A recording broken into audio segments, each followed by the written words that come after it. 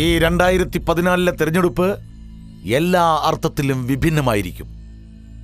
ഇതിനു മുൻപ് ഈ രാജ്യത്ത് ഇതുപോലൊരു ദുർഘടന ഒരിക്കലും ഉണ്ടായിട്ടില്ല. കർഷകർ ആത്മഹത്യ ചെയ്തുകൊണ്ടിരിക്കുന്നു. തൊഴിലില്ലായ്മ കാരണം ചെറുപ്പക്കാർ അലഞ്ഞു തിരിയുന്നു.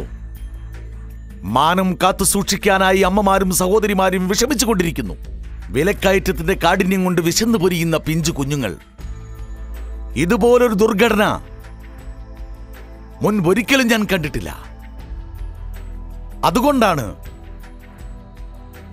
ഈ 2014 തെരഞ്ഞെടുപ്പ് വെറും അധികാരം പിടിച്ചെടുക്കാനുള്ള തെരഞ്ഞെടുപ്പായിരിക്കില്ല. ഈ 2014 തെരഞ്ഞെടുപ്പ് ഭാരതത്തിലെ കോടാനുകോടി ജനങ്ങളുടെ പ്രതീക്ഷകൾ പൂവണിയുന്ന തെരഞ്ഞെടുപ്പായിരിക്കും.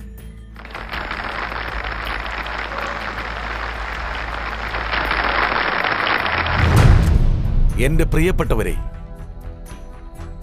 അന്നവിടെ പാർട്ടിയെ രക്ഷിക്കാനുള്ള ശ്രമം നടന്നുകൊണ്ടിരുന്നു. ഇന്നിവിടെ രാജ്യത്തെ രക്ഷിക്കാനുള്ള ശ്രമങ്ങളാണ് നടന്നുകൊണ്ടിരിക്കുന്നത്. ഈ 2014 നടക്കാൻ പോകുന്ന തെരഞ്ഞെടുപ്പിന്റെ ലക്ഷ്യം തികച്ചും വ്യത്യസ്തമായിരിക്കും. രാജ്യത്തിലെ കോൺഗ്രസ് പ്രവർത്തകരും നേതാക്കളും പല പ്രതീക്ഷകളോടെയാണ് ഡൽഹിയിൽ എത്തിച്ചേർന്നത്. അവർക്ക് ഉറപ്പ് നൽകിയതായിരുന്നു 17-ാം തീയതി പ്രധാനമന്ത്രി പദവിയിലേക്കുള്ള സ്ഥാനാർത്ഥിയെ പ്രഖ്യാപിക്കുമെന്ന്. അവർ വന്നത് പ്രധാനമന്ത്രിയെ കൊണ്ടുപോകാനായിരുന്നു. എന്നാൽ തിരിച്ചുപോയതോ ഗ്യാസിന്റെ 3 സിലിണ്ടറും കൊണ്ടായിരുന്നു.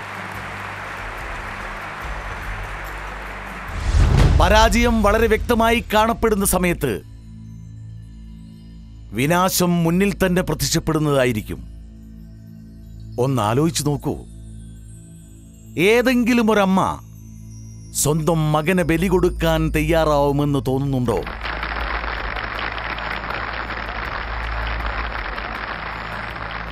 ഏതൊരമ്മയാണ് രാഷ്ട്രീയത്തിന്റെ പേരിൽ സ്വന്തം മകനെ ബലിയർപ്പിക്കാൻ തയ്യാറാവുക?